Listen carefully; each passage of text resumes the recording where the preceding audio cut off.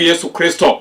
In bende inyalo gombo mondo mi chiedho kode, to chiedho kode ok oromo, kete obeda personal. Nyasaye emomako dak ma initiego no, keny ma initiego madhi maber no, Jehova Nyasaye momake, biashara migo madhi maber no, Jehova Nyasaye momake, relationship ma initiego no, moko kuonde u mag dak ok dhi makare. Nikech ang'o? Nikech Yesu pok obedo e kit ngimani, Yesu pok obedo e ngimani, Yesu Kristo pok obedo e keny ma initiego no, Yesu Kristo pok obedo e biashara, Yesu Kristo yudore higa manyien kata gibiro yudore dwe machielo, to Yesu Kristo wacho ni ya e tiende ka ema giko mabeyo ae, e tiende ka ema ngima maber ae, e tiende ka ema business maber bende ae, e tiende ka ema ka waketo e dier ot, ka waketo alam, to Jehova Nyasaye konyowa kendo resowa joloyo.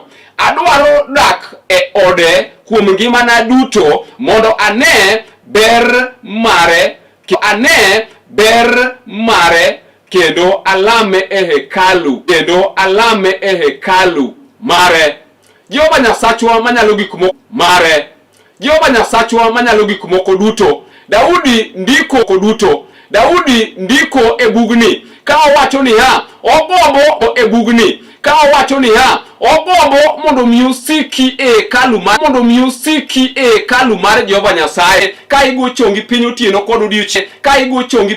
kod odiechieng, ni kod nengo. Omiyo Daudi ne owacho ni ogombo mondo musiki ko bedo e tiend Jehova Nyasaye, ogombo mondo musiki ko lamo Jehova Nyasaye, ogombo mondo musiki ka entire hekalu mar Jehova Nyasaye. Omiyo in jawinjo mawinja, in janeno, wesne 15 adhi some nyaka 16 mondo wayudie wach moro.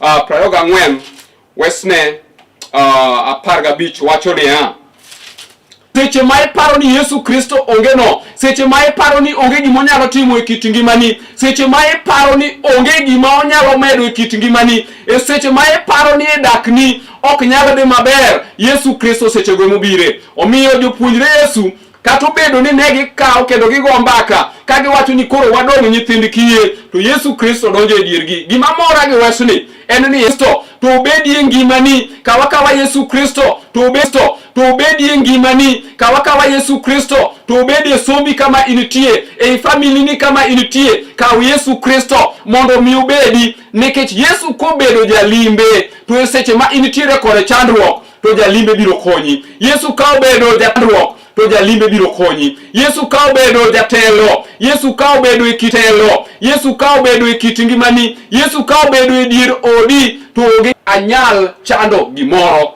Ruoth Nyasaye e jakwadha, kuom mano ok anyal chando gimoro. Number 1, Daudi wacho ni Jehova Nyasaye e jakwadhe. Tiende ni ya ok owacho ni Jehova Nyasaye en seche marombo onyuol e akwadhani, to in kod tich matek. Remember ni seche marombo nyuol to koth bende chwe, gin gik moko ariyo mok inyal geng'o. Omiyo rombo biro dong' chien ka odwani mondo mi ota nyathine matin. Tich ni biro bedo tiji 3 dichiel. Ibiro kawo thuolo mar leading the flock. Kristo wuoyo kowacho ni ya Mathayo 7 wesne 7 wacho ni ya kwauru, wacho ni ya kwauru eka nomiu kendo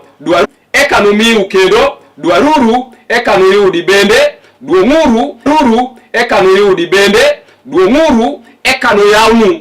Yesu eka noyawnu. Yesu Kristo wacho ni ya ka wan kode machiegni to ka ikwaye to obiro miyi. Ok owacho ne ng'ata ng'ata, to ka ikwaye to obiro miyi. Ok owacho ne ng'ata ng'ata, to owacho ne jogo moyie, owacho ne jogo mantie kode machiegni, owacho ne jogo moluoyie, owacho ne jogo mantie kode machiegni, owacho ne jogo moluore kendo gene.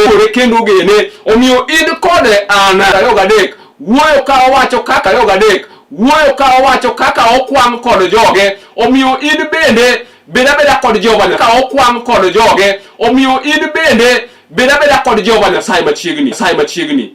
Beda kod Jehova Nyasaye. Wacho ni omiyo anindo e lum mang'ich, kendo otera modho pi maturade mang'ich. In jawinjo, ni kaka jawinjo kawie thuolo ma Jehova Nyasaye makora chwich mar loch moka kanyo sika kanyo beda kanyo nyaminwa beda kanyo wadwa beda kanyo wuonwa beda kanyo siepna nikech kanyo Jehova Nyasaye mad gwedhwa e nying Ruoth Yesu. Amen. Jehova Nyasaye mad gwedhwa e nying Ruoth Yesu. Amen. Bende wakelo ni jipo mag muma koda puonjruok mar lesson ma itayi gi Pastor Charles Odinde.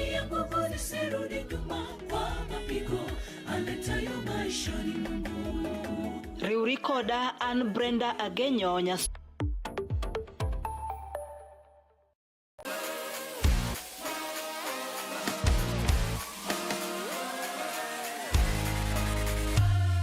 Komuch to wan kore ka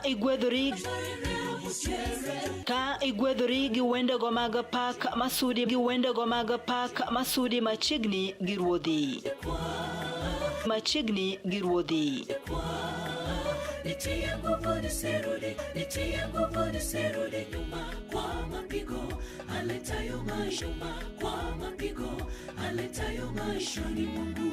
Bende wakelo ni jipo mag ilo ne nyithindo duto.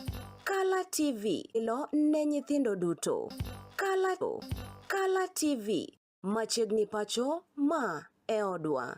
TV machiegni pacho ma e odwa.